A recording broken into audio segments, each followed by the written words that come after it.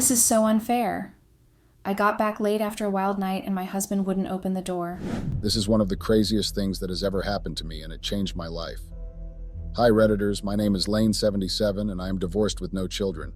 I would not be saying my age either. I actually managed to ruin not only my marriage, but also my family and social life too. It was just this night that everything started going downhill.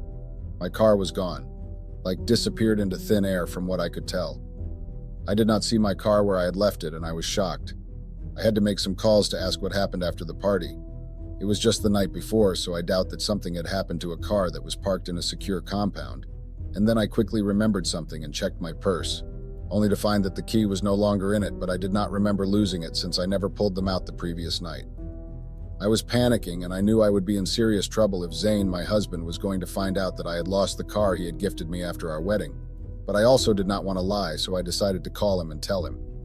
He was pretty understanding, so he would not fault me too much if I told him rather than him finding out about it himself.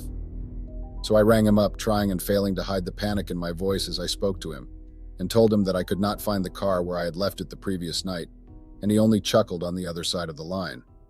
I got confused and asked him why he was laughing, to which he responded that he had left home earlier so he could get the car taken to a mechanic for some maintenance, and I could not help the sigh of relief that exited in my body, which only made Zane laugh some more.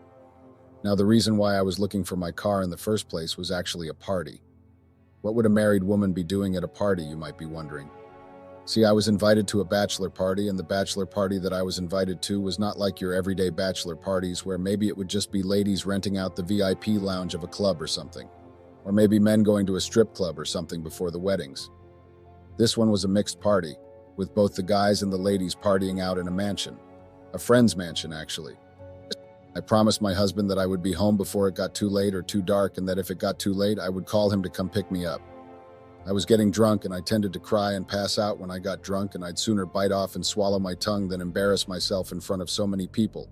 So I decided that I would leave before I was too far gone and make it in time before Zane got worried about me. I did not expect that I would stay there for so long. I did not even plan to stay at the house for too long. But before I knew it, I had stayed past midnight and even ended up participating in certain games at the party, some little sort of childish games, and I ended up drinking so much that I could feel my eyes stinging, and I decided that it was time to leave, so I went to the guests of honor who happened to be friends of mine and bid them farewell.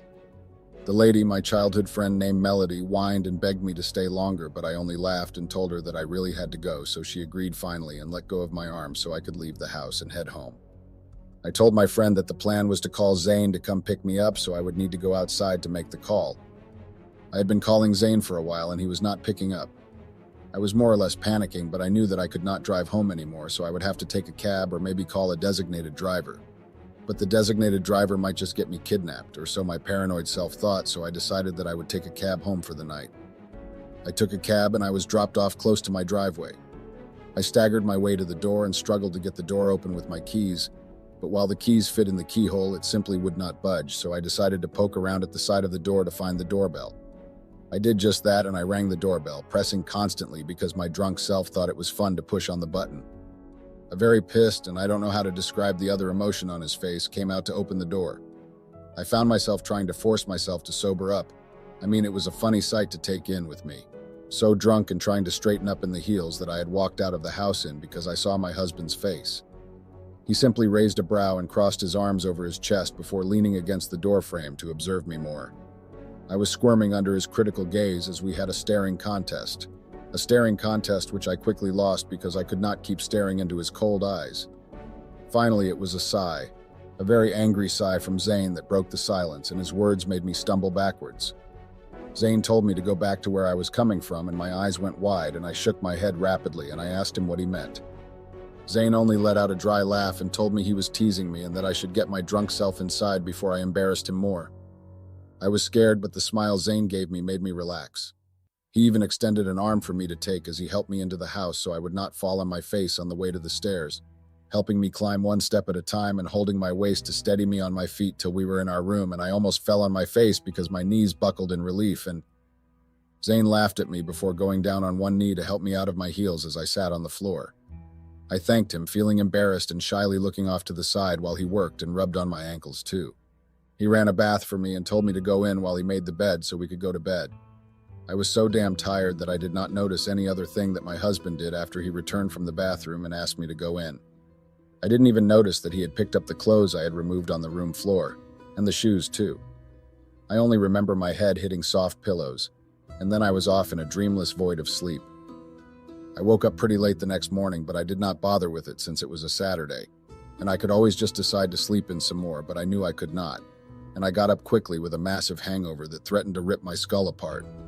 I struggled to get out of the bed and down the water and aspirin that Zane had no doubt left for me on the bedside drawer, and then I hopped in the bathroom to finish my morning routine and leave the house. I needed to go get my car where I had left it, at my friend's place. I could not find my husband when I woke up, just a small sticky note on the kitchen counter with a plate with 2 sandwiches on it.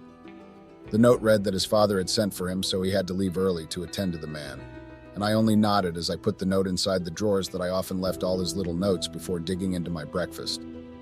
It was steadily approaching 2 weeks, and I had yet to see my car, and Zane was not telling me anything anymore. Not about the car and not about the car shop he had taken the car to. I had no idea, so I was stuck either having him drive me to work or just taking a cab if Zane was either not around or too busy to take me to work. Of course, I had been asking Zane about my car and when I would be getting it back, but Zane always gave me vague answers like later, or he would call the mechanics or call the shop to ask about the car and the progress of the servicing. And knowing Zane and his temper sometimes when I nagged too much, I made sure to swallow all unnecessary comments and stop asking about the car. I felt that he would give me a definite answer when he was ready to talk to me. Zane stopped eating my food a week later after the last time I had asked him about my car and decided to let the matter rest. He would always say that he was not hungry or that he was not in the mood to eat what I had prepared for us, so I would end up eating dinner and breakfast alone every day. I did not know if he was sick or something else was wrong with him, since I did not see or notice any tells that he was sick, and he did not look wrung out like he did when he was feeling burnt out. He was just unnaturally cold to me. I was perplexed and I did not know what to do, so I called his older sister. She had picked up the phone asking who was on the line, and I had frozen up. Zane's sister was someone I talked to a lot, so she would definitely have my number, but here she was, on the other end of the line asking who it was that she was talking to. I quickly gathered my thoughts and told her that I was the one calling. I called my name, saying it was me talking, and the woman's voice turned cold as she demanded to know the reason I was calling her. She was rude and harsh about it, and I could feel my temper rising, but I stamped it down, reminding myself that my sister-in-law was far older than I was, so I kept my voice calm and respectful. I told her that her brother was not eating at home anymore and that I was worried about him. She asked if it was her business to know about her brother's dealings and why I would be calling her to ask her such things. I replied saying that I was just scared for him and I wanted to confirm if maybe he had said something to her about what was wrong with me. My sister-in-law suddenly turned hostile and asked if it was my business what he might have told his family members in private and why I would want to concern myself with whatever it was that he was doing in his free time. I had never heard my sister-in-law so harsh with me before. She was literally yelling on the phone. I quickly apologized profusely, tears welling in my eyes, and she replied that I would have nothing to be sorry about if I learned to mind my business, and that I should endeavor to avoid calling her for useless matters again, and she promptly hung up, the receiver slamming down harshly as she put it down and the line went dead. It continued like that. Zane did not really have time for me anymore, and just like he started to avoid having dinner with me, it evolved into Zane straight up rejecting my cooking on the grounds that it was not what he wanted to eat at that moment. The dishwasher started to fill up with more pots and pans than what was normal in 24 hours, and the fridge had more leftovers all in plastic containers that now had labels on them. Some were labeled Zane, and I was asked no to tamper with them. Zane and I slept in one bed, but it did not feel intimate as before anymore. It was like a wide space had formed between us, and Zane had no intention of making a move for either of us to cross to either side and meet each other. It was like Zane was comfortable with all of it and even encouraged it. It was during a girls' night out with my friends, Melody, Tasha, and 2 others, that I finally broke down after a few rounds of shots and other drinks. I was crying when I began to complain about what had been going on with Zane and I, my head on the shoulder of Melody's while I cried. Melody, of course, comforted me, rubbing my back and shushing me with soothing encouragement and teasing me alike just to get me to relax, to calm down.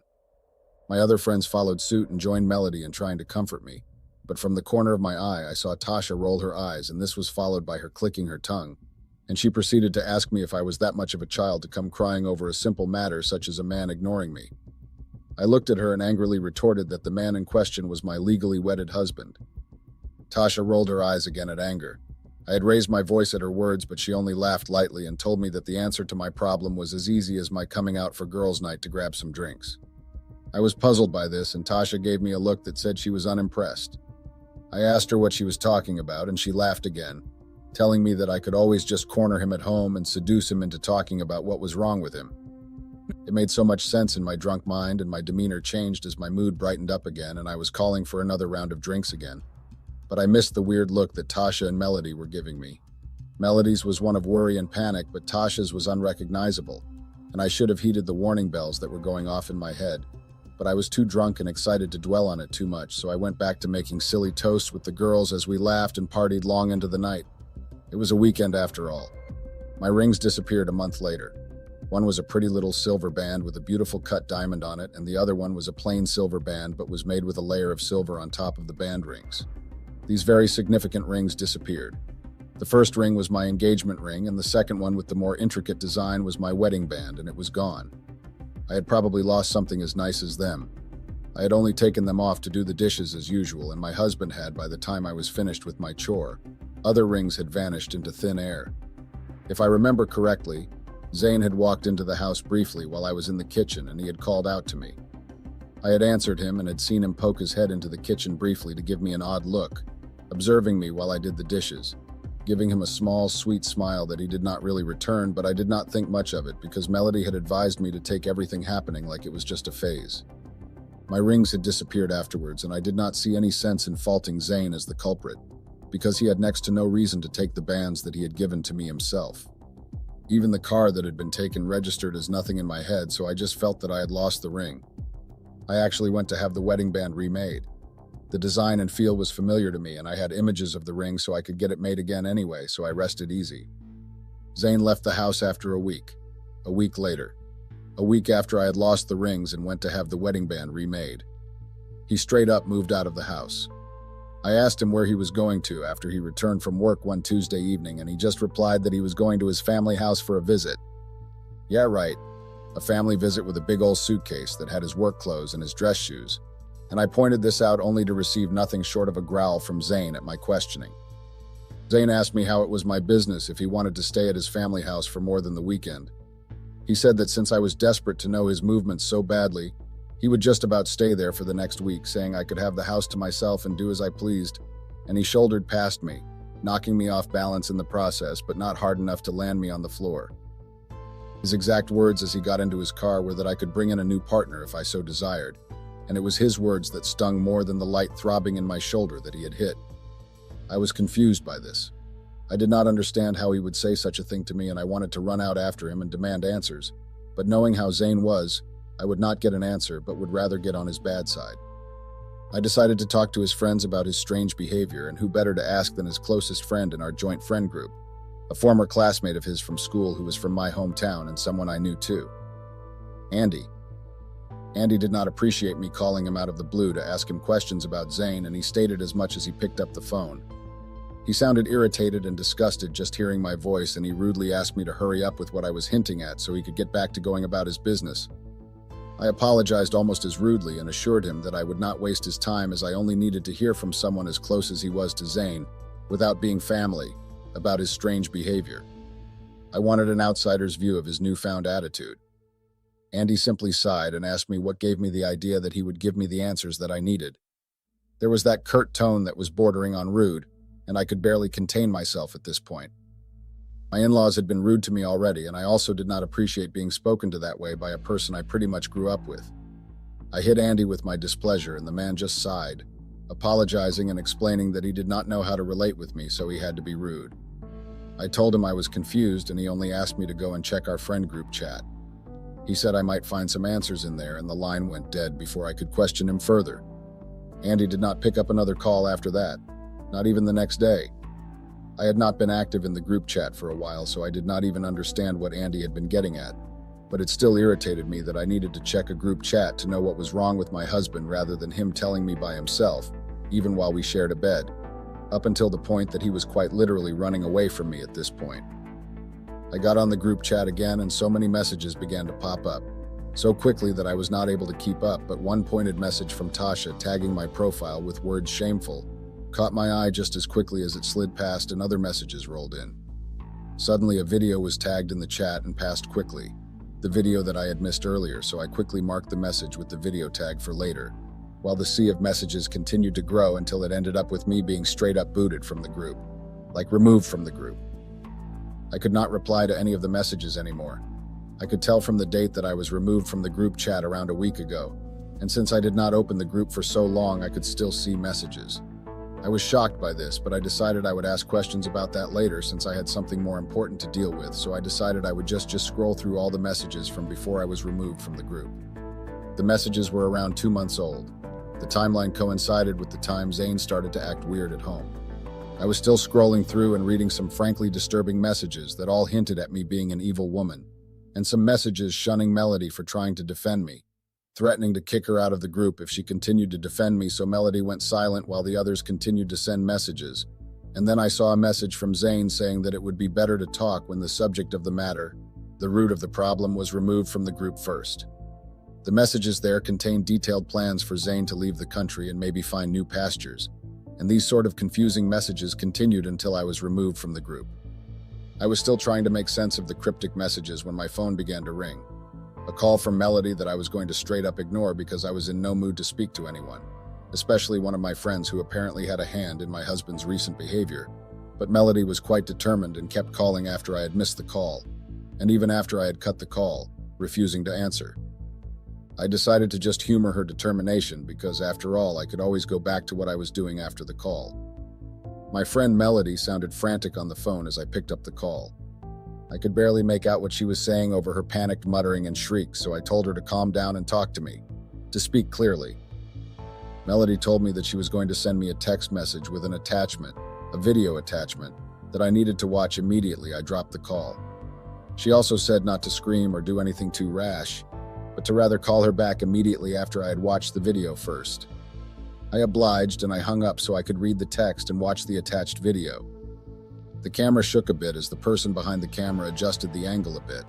I could see familiar silhouettes, and then the camera spun rapidly to land on a scene with a bunch of people gathered in a circle, chanting loudly and laughing while they held onto glasses of champagne and vodka and beer bottles. The cameraman walked forward and pushed through the crowd, a flashlight turning on to light up the scene in the otherwise dim-lighted room. In the middle of the circle sat a man with a woman on his lap. The woman on his lap, with her arms around his neck, was wearing a top familiar baby blue, flared ankle-length gown with a slit up to mid-thigh, and familiar sparkly block-heeled strappy heels. Her hair was done in a simple side-swept style and her earrings were silver hoops. The woman was me and my lips were on his. That outfit was exactly what I had worn to Melody and her fiancé's bachelor party a while ago. I was screwed and I was so close to a panic attack as I forced my shaking hands and body to ease up on the tremors and dial up Melody again. It was the very same video that I had seen in the group chat before I was removed from the chat. The video that Tasha had tagged me with to call me a shameless woman, and that Zane had actually dropped in the group as I had seen, and left to reply after a few days. I was shaking in my boots, shaking from my head to my toes as I looked at my feet, barely hearing Melody screaming at me to calm down over the phone. I did not even realize that I had called her back, but what I did realize after a minute of staring at the floor was that my vision was blurring and my thighs were getting wet. Tears. I cried as I sat motionless on the couch and eventually had to drop the call so I could crumple to the floor and curl up into a ball to cry some more loudly till I fell asleep, mostly from exhaustion. I fell asleep on the floor and woke up to the sound of my phone ringing. I had gotten so many calls from Melody and some worried texts too, so I groggily texted her back that I was okay and that I would see her later so we could talk, and then I got up to get ready for work. I tried calling Zane to talk to him, but he either ignored my calls or told me that we had nothing to talk about. I tried to go see him too, but he refused to see me, and his older sister disgraced me out of the compound, calling me names and hitting me, and she told me not to come back and look for her brother again, since he himself did not want to see me anymore. I left in tears, sobbing in the back seat of a cab as I made my way back home. I was still making sense of everything when Zane called to say he sent me a text and told me to call back after I saw the contents. The sight of that video again had me tearing up again, but I decided to suck it up and call Zane, who started the talk with asking how the video was, if I enjoyed the view, to which I shakily answered that I did not, and Zane chuckled at my answer. Me, why I denied not enjoying the view. Zane told me not to deny anything, pointing out that I was enjoying myself so much in the video that he doubted that I was even sorry. I tried to speak, but Zane shut me down, saying that he would be the one doing the talking and I only had to listen. He told me that he would be leaving me to do as I pleased and to move on with whoever I wanted without any restraint or hindrance, since he would also be leaving to do as he pleased. He admitted to being aware of the video long since the day of the bachelor party, and he had already made up his mind about it, so nothing I did would change his mind. Zane said this with finality and hung up, leaving me to my devices, well, tears actually.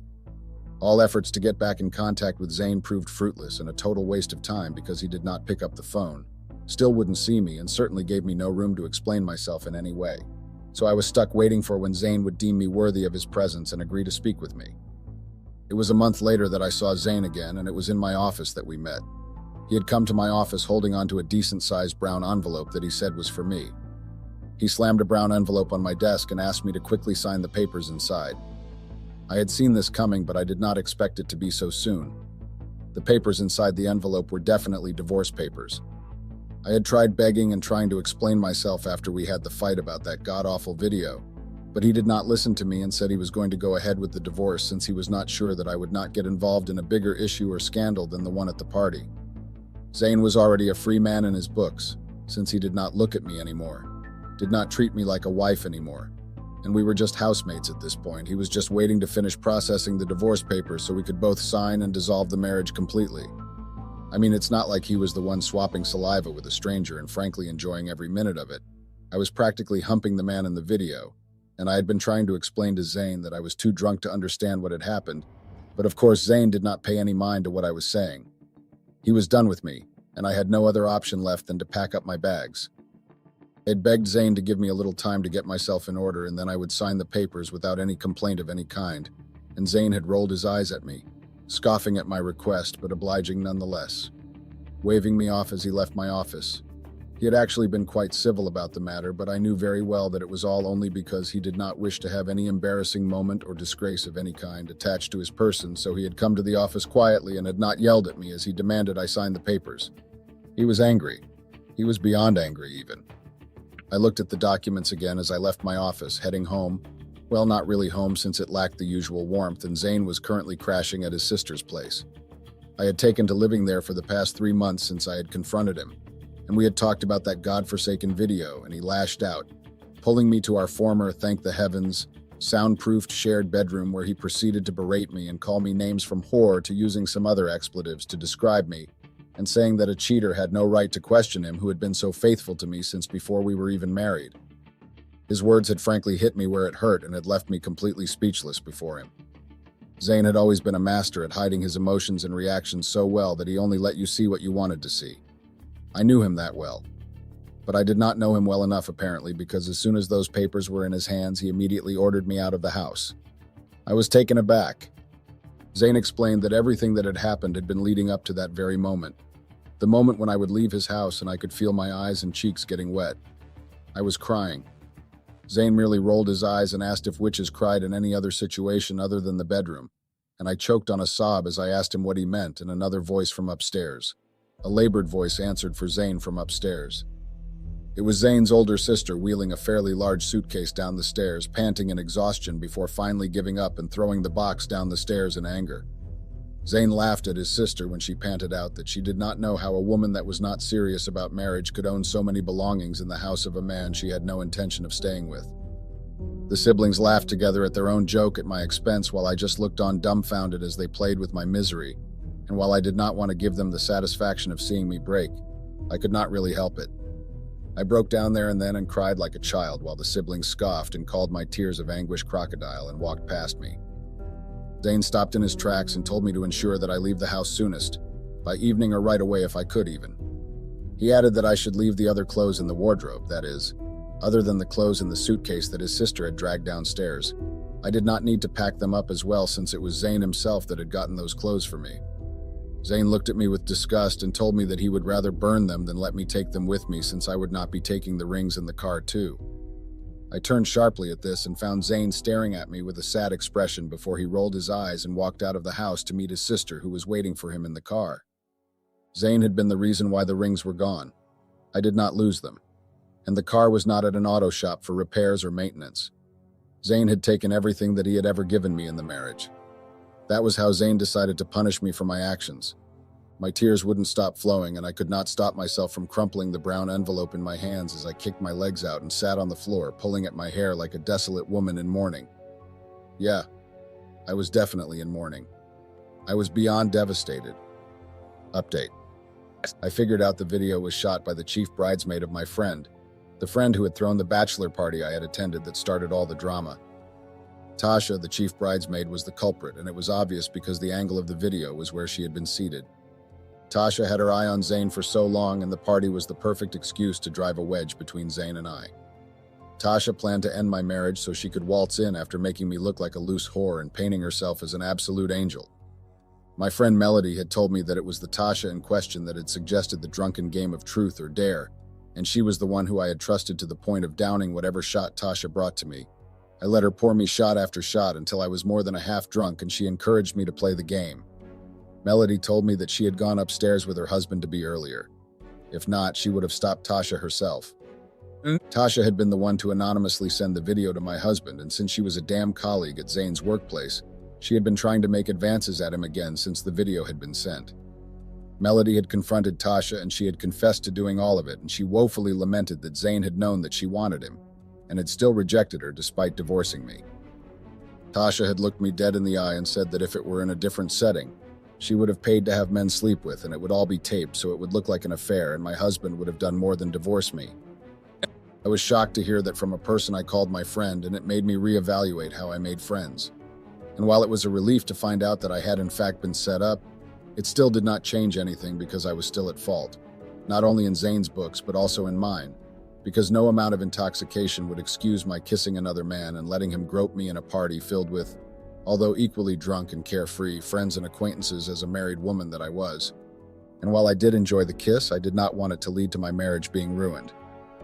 Zane did not listen to what I had to say, and he told me that nothing would change his mind, because he did not want a careless woman for a wife, no matter the situation. I know I can't change anything, but I lost the man I loved because I got too drunk. I hate that, and be careful who you call your friends. I know it's still my fault. I started a live stream of my cheating husband. While he was in the act, betrayal is a terrible thing to go through. It tears trust apart and leaves wounds that take a long time to heal. It's been a year since the guy who I thought was the love of my life, it was pretty stupid TBH, broke my trust and cheated on me. When I saw this thread, male and female Redditors who caught their partners cheating, how did you do it? How did you react? I knew I had to share my story because I want anyone who has been through that situation or is going through it to know that they are not alone in this. And although it may seem like the toughest phase of their life, it will pass. I'll start from the beginning so that everyone reading it can get the complete context of the situation. Me and my husband, now ex-husband, Max, are both the same age, 30 years. We had been married for 5 years before I got a divorce from him last year. We have no children together, lucky for me, because I don't want to raise a child with that bastard. We both come from a small town in New Jersey, USA. Our town had only one school, so it was one of those situations where everyone knew everyone. We had always been in the same class. We were in high school. When he asked me out on a date, I thought he looked cute. And so I was like, why not? We dated throughout our high school, and years after that, we did encounter many rough patches in the initial years of our relationship, but we used to get through it eventually. Everyone around us said that it happens when you are young and in love.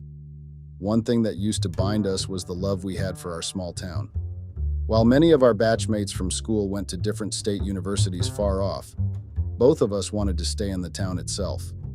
We both graduated from the community college, and while my ex took over his family's hardware store, I joined our town school as a kindergarten teacher. We dated for quite long and then finally decided to get married. It was a natural decision, considering we were in love and all. He told me he wanted to spend all his life with me, and I felt the same about him. 2 years back, we bought our first home together. We spent all our savings together in that house. It felt good to take steps like these as a couple. We had a comfortable life and everything was going well until reality hit hard. Our house was built in the relatively developed part of the town.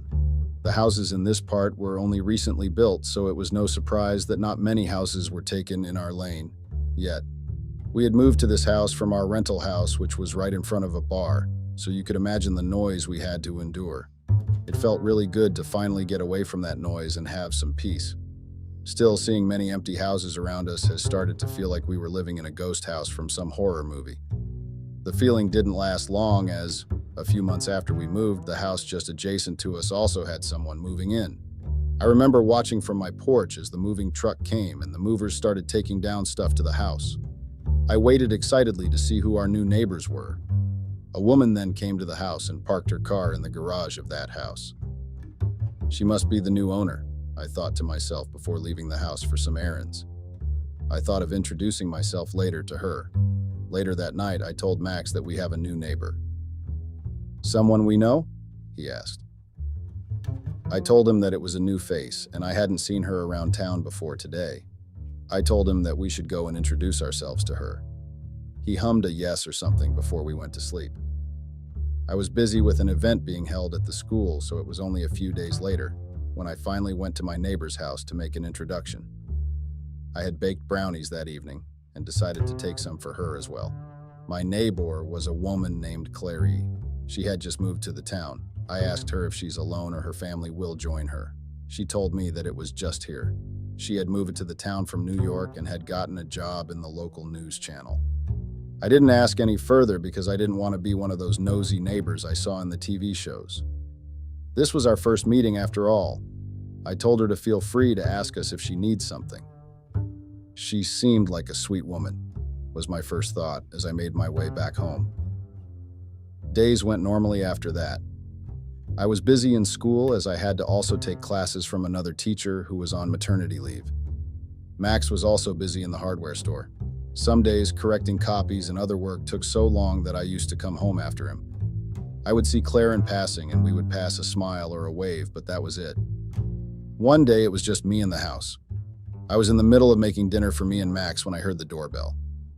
I was surprised to see Claire on the other side of the door. I invited her in. She told me that she had locked herself out of the house while her keys were still inside. "I'm still getting used to these locks," she said. I told her I understand, as it took me some time as well to get used to the automatic lock. I told her not to worry and informed her that my husband owns a hardware store in the town and will sort it out easily. She released a breath of relief and I smiled at her as I took my phone to dial Max. I told him what the problem was and asked him if he could send any staff from the store to open the lock.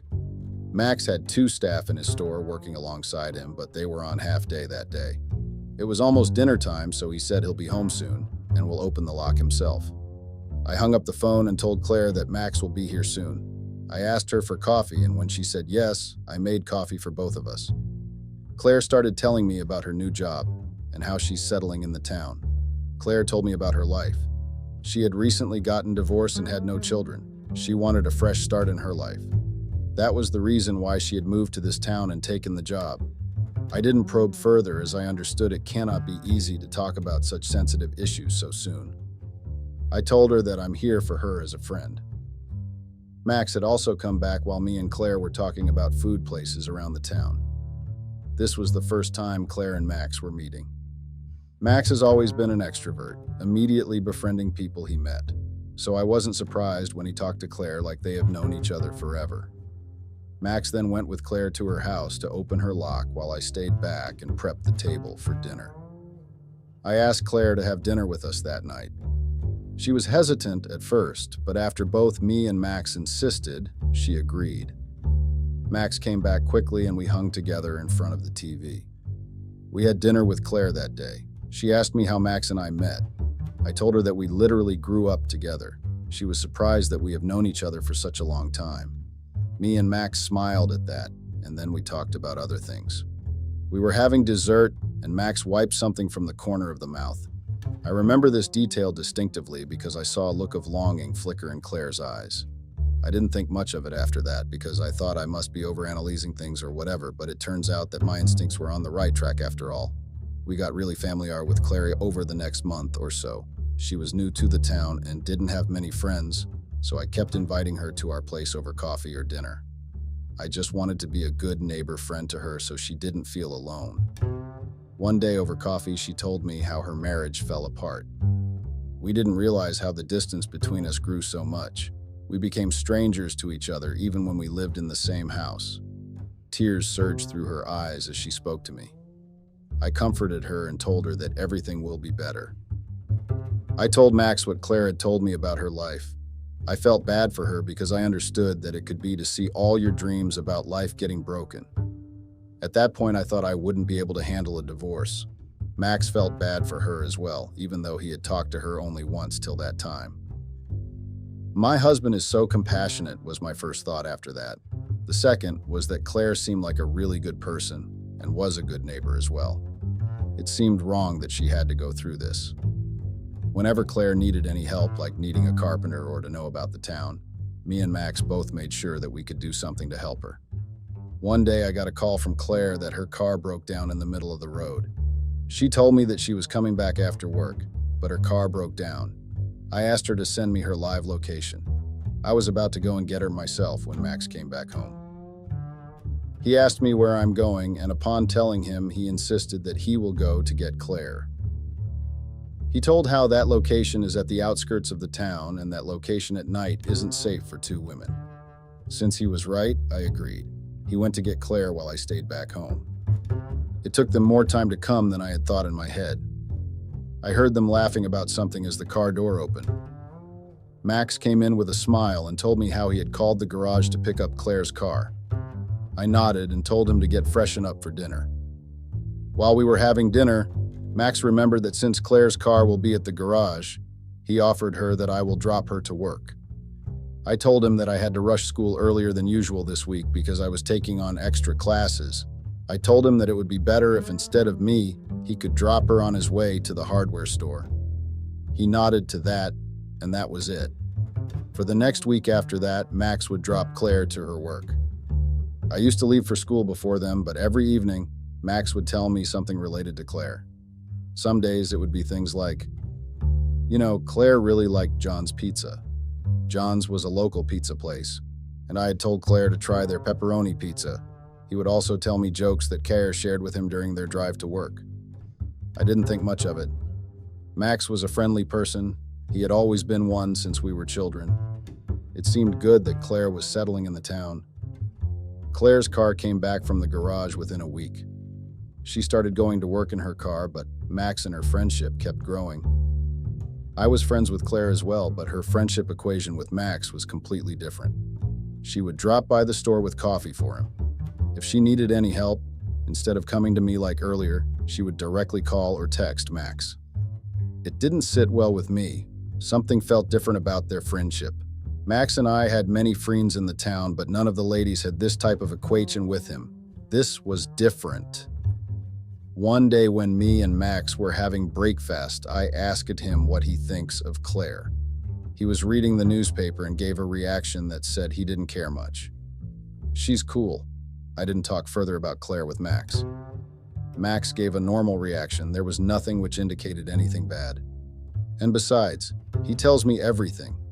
Everything he and Claire talked about, I knew. When she went to the store with coffee for him, he sent me a picture on WhatsApp telling that Claire had gotten that for him. I thought this to myself. I let the Claire thing go from my head. I didn't ever doubt Max or his actions ever in our marriage. I trusted him a lot. Soon after that day, I ran into Claire. We started talking and she told me how grateful she is to have me and Max as her neighbor. I really couldn't have asked for someone better. You and Max made it so much easier to settle here. Guilt hit me hard for doubting her intentions, even for a short second. Claire had seemed like a good woman to me. Getting a divorce could be tough. She was just finding good friendships in her new life. Claire kept coming to our house for dinners or other things. I didn't mind it, neither did Max. One day, Claire needed to go to the nearby town to get a new couch set. She asked me if I would accompany her. I don't have much idea about that town, she told me when she called me up. Since it was a Wednesday, I told her that I have school. I told her that I can go with her on the weekend. She was busy that weekend. Max suggested that he can take her there as he didn't have much work on the store that day. Max dropped me to school and then went to pick up Claire. They went to the town together. Max called me during my lunchtime that day. I asked him how shopping was going. He told me all well. After furniture, Claire had decided to get other things as well, since they were already there. I said it makes sense and told Max to drive safely on his way back home. They came late that evening. I was already done with making dinner and was waiting for Max. When he came back, I told him to get freshen up as the dinner was ready. He made a face like he was going to say, but then nodded yes and went to freshen up. After dinner, when I was putting the dishes in the dishwater, I got a call. My friend Cindy was calling me. I picked it up. After a bit of small talk, Cindy asked me if everything is all right between me and Max. That surprised me. Why did Cindy suddenly call me after so long to ask this? I thought to myself and asked her as well. Yeah, everything is good. Why are you asking? Cindy then said, "Oh, it's nothing. I was out with my friends for dinner today in the next town and I thought I saw Max with another woman. They were quite intimate." She continued as to how it could be someone else, and she must be mistaken. Intimate in what way? I asked her. She told me that they were sitting really close, and the woman was constantly touching the man. I knew that Cindy wasn't mistaken. It cannot be a coincidence that the same day Max and Claire went out, Cindy saw someone else that looked like Max with a woman, and that too in the same town. What the fuck is going on here? I kept thinking. Why didn't Max tell me that he had dinner with Claire? He usually told me everything, but he didn't mention anything today. I thought that I'll just ask him myself instead of waiting for him to tell me. When I went to the bedroom, I asked him what all they did today. He hesitated for a moment, but then quickly covered it up and told me how he helped Claire picking up furniture, and then she did some more shopping. That's all. He didn't mention anything whatsoever about having dinner with Claire. Something inside me, my gut feeling or my sixth sense, whatever it is called, told me that I shouldn't tell Max about my call with Cindy. I went with my feelings and didn't tell Max anything. I was going to wait and see what else he was hiding from me. Everything went quite normal for some time. I was busy with school while Max was busy in the store as well. I smiled at Claire whenever we crossed paths, but that was it. She had settled in the town by that time. I hadn't asked him about what Cindy had told me. It kept nagging me that he hadn't told me anything about the dinner. One weekend, I was supposed to have lunch with my friends. School had been so busy that I almost never got the time to see them. Max told me that he's going out to meet his friends as well. We went to our destination separately. In the middle of lunch, my friend Rhea asked me how my neighbor was. I told her about Claire. I said she seemed like a good woman. She told me that she had someone in the grocery store talking about how she has a boyfriend. It was a typical small town thing that the locals gossiped about anyone and everywhere. Claire wasn't going to be an exception. What Rhea said confused me a bit as I haven't seen her around any man. If she did have a boyfriend like Rhea just said, shouldn't as her neighbor, I would have seen him at least once or twice. Besides what Rhea told me, I enjoyed spending time with friends. On my drive back home, I kept thinking about what Rhea had told me and what Cindy told me that day on the call. Something wasn't adding up, but one thing was sure, that my husband was hiding something from me. Lately, he had started avoiding looking me in the eye when talking. It was a very small thing, barely noticeable. I wouldn't have even paid attention to it if I didn't know him for so long. It was a habit of his to avoid eye contact when he's lying or hiding something. I had learned this in the starting of our relationship only. I had my suspicion that something was wrong, but there wasn't anything substantial so that I can finger point at it. I decided to find out what was going on to either confirm my suspicion or end it. I decided that I'll just keep an eye on Max and Claire. One day I had to take a reroute from school to home. There was some construction work going on the way I took it every day. I thank my stars till this day for that, because otherwise I don't know how long I would have lived in that lie. I saw Max's car parked in a quite deserted area. It was quite a long route, so no one usually took it. I was surprised as to why Max was here when half an hour ago he told me that he was in the store. I parked my car in the shadows with quite a distance between our cars. He couldn't see me, but I could see them. I saw my husband and my neighbor getting intimate with each other in his car. I would be lying if I said this I didn't expect it. In my gut, I knew that something was wrong. I just didn't expect to find it like that. That cheating piece of shit went behind my back. Sitting there, I saw my love of life What a joke. With the woman I considered my friend. Fucking bitch. I had two options at that point of time. Either I could have gone and confronted them. I knew they'll give me some shitty lie or excuse. Or I could act like I didn't know what was going on and make them pay for going behind my back. It wasn't difficult to make up my mind. I didn't want to waste my energy with these lying people anyway, so I took their pictures and made my way home. When Max came in that night, I acted like the doting wife I was, and he pretended like the perfect, caring husband. Lying bastard. I didn't sleep that night.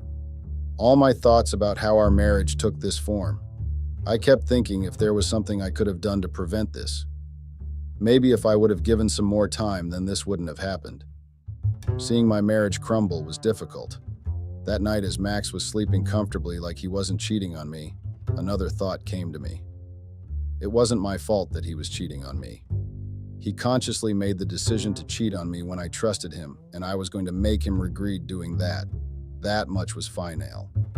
The next day, I met my best friend, Kara, in the local restaurant. Max, Kara, and I had all studied together in the school. She was now a housewife. Kara was shocked when I first told her about Max and Claire. I told her everything from how Kara moved in and what followed after stopping in the middle when I couldn't stop my tears. Kara comforted me. She said everything will be all right and that I can file for the divorce and start fresh. I told her that wasn't enough. I needed to do something before doing that. Kara didn't understand at first, but when I explained to her how I had given my everything to Max, all my firsts, all my love and devotion, I told her I wasn't going to just let him go and live peacefully. I needed more than that. Kara understood where I was coming from and said she'll figure out with me what to do about Max. We'll make him pay, she told me, surprised with the determination. I went home after and continued the act of not knowing anything about my cheating husband. A few days later, the school had organized a picnic for the kindergarten kids. We were supposed to take the students to trek and then camp for the night there and then come back the next morning. I went home after school to find Max texting with a shy smile on his face. I had no doubts who he was texting. I had enough of this nonsense. I wasn't going to wait anymore. Suddenly, an idea struck my head. I immediately texted Kara, and after getting an instant reply from her, my plan was set. I told Max that I'm going to the school picnic with the kids and would not be back home the next night. He was completely fine with that, of course he was. No cheating bastards want to spend their nights with their wives. The next day, Max left for the store before me. He kissed me goodbye, and then he was gone. I called up Kara and told her to come to my house. We had a plan to execute. I wasn't going to the school picnic like I had told Max. I had already told the school principal that I won't be able to join them. When Kara came to my house, I discussed with her what I had talked to her the previous night. I was going to get Max's truth out. He pretended to be such a loving husband in front of our families, so I was going to show them the whole truth. Not just them, everyone Max barely knew was going to find out what a cheating loser he was. Me and Kara had decided that we are going to plant cameras and catch Max and Claire red-handed. I was going to live stream it on Instagram so everyone could see it as well. I couldn't wait for Max's reaction and the humiliation he was going to face. We planted cameras in the bedroom hidden from the eyes. I made sure that the cameras captured the bed completely. I had left the house after that and was waiting in a nearby cafe with Kara for Max to get back home. Soon, the evening rolled around and the security cameras showed Max coming back home in his car. To no one's surprise, Claire got out from the passenger seat as well. We saw them going inside. Max made sure that I'm not in the house before taking Claire to the bedroom. It was our bedroom. Pain and anger hit me together. Even though I knew this was going to happen, it didn't hurt any less. Kara saw the stiffness in my shoulders and told me that I didn't need to see this. She would handle it. I was grateful for her, but I needed to see this myself. I needed to see the extent my husband was going to go behind my back. The camera showed Max and Claire getting into the bedroom. They couldn't keep their hands off each other. We were watching this on our laptop, which was connected to the camera we had kept in the bedroom. I took my phone out and opened Instagram. After releasing a breath, I chose the going live feature on Instagram. and pointed the camera to the laptop. People started joining quickly, and everyone watched Max and Claire getting intimate with each other. I never thought I'd be sitting in that cafe, showing the world my husband in a compromising position with my neighbor. But that's what life is. We never know what is going to happen. More people joined the live stream, and the more I watched Max and Claire doing things with each other in our bedroom that I thought he did only with me, made me sort of numb to emotions. I kept the phone down after some time and kept my head down. I started getting calls from friends and relatives, but I had no intention of talking to anyone. Someone must have told Max as well, because he started calling me as well. Maximum number of calls were from him. I didn't pick any one of them. I went to Kara's home that night and crashed in her guest room. Even though I hadn't done anything wrong, I didn't want to face the world. The satisfaction of bringing out Max's truth in front of the whole town made me feel better, but not a lot. The next morning, I checked my phone to see hundreds of missed calls and texts from Max. I knew I couldn't avoid him forever, but I didn't know what he had to say to me anymore. What is there to possibly say to me anymore? I kept wondering as I made my way to the house. Max was walking restless around the house when I entered. "Where were you?" He started bombarding me with his questions. I ignored him and looked around the house. "Claire's not here?" I asked him with a neutral voice. Max went silent for a moment, but then quickly recovered and started telling me how sorry he is. He started crying, but that drama didn't do anything for me. If the situation was any other time when I hadn't seen him in bed with another woman, I would have moved the world to make everything all right for him. But I didn't feel anything for him at that point. Max didn't realize this and followed him as I made my way to our bedroom.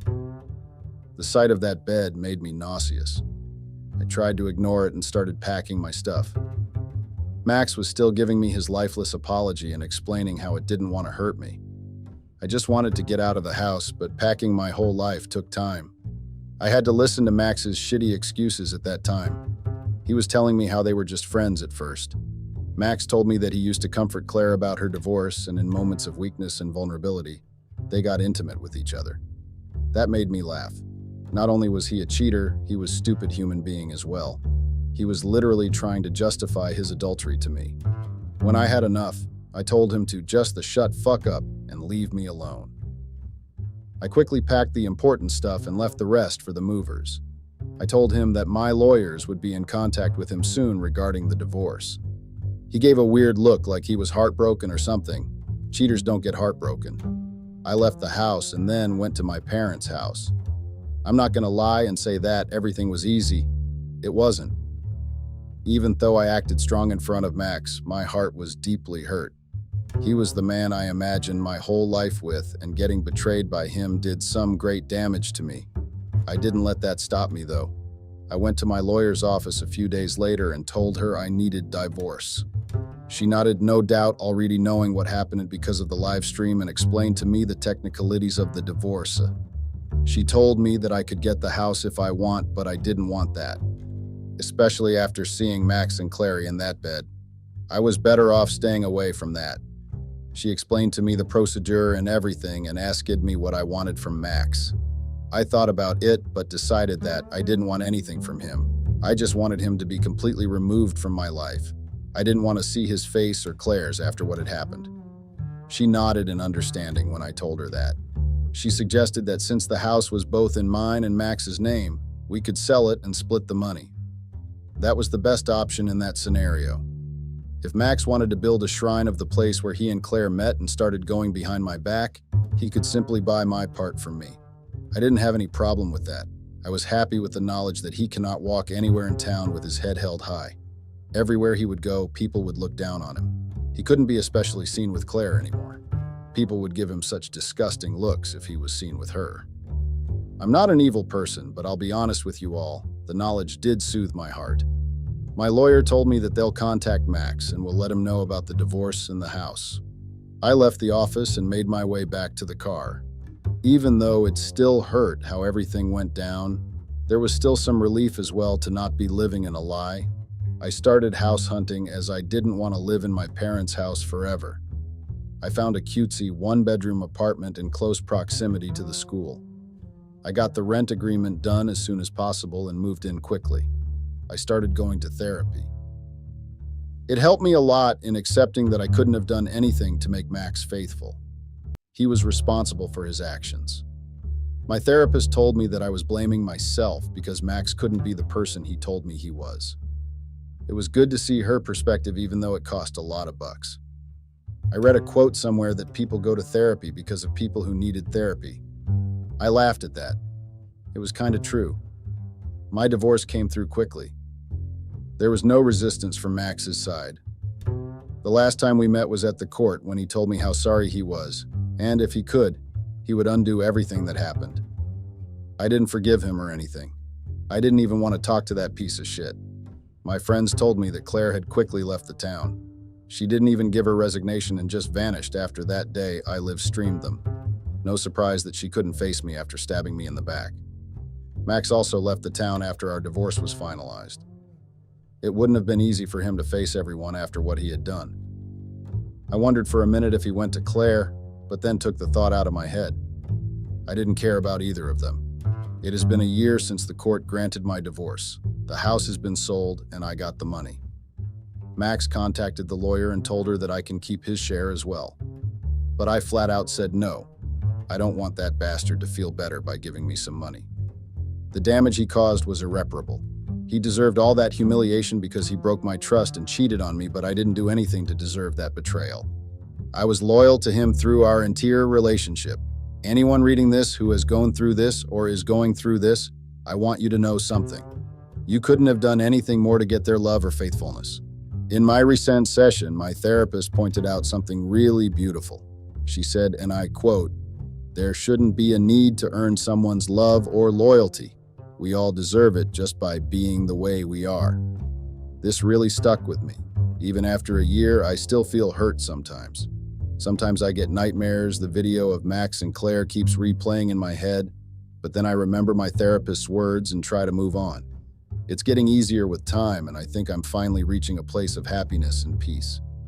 Thank you for reading my story and for your support through the comments. It means a lot to me. Update. There were a lot of comments asking if Max had tried to contact me. He had when he left the town, but I blocked his number. I also blocked him from all social media platforms. My ex-in-laws live in the same town, but we hardly cross paths, and whenever we do, we just smile and go in our respective directions. Max's mother told me after our divorce how she feels ashamed for what Max had done. I told her it wasn't her fault. I hope that I can reconnect with them in the future.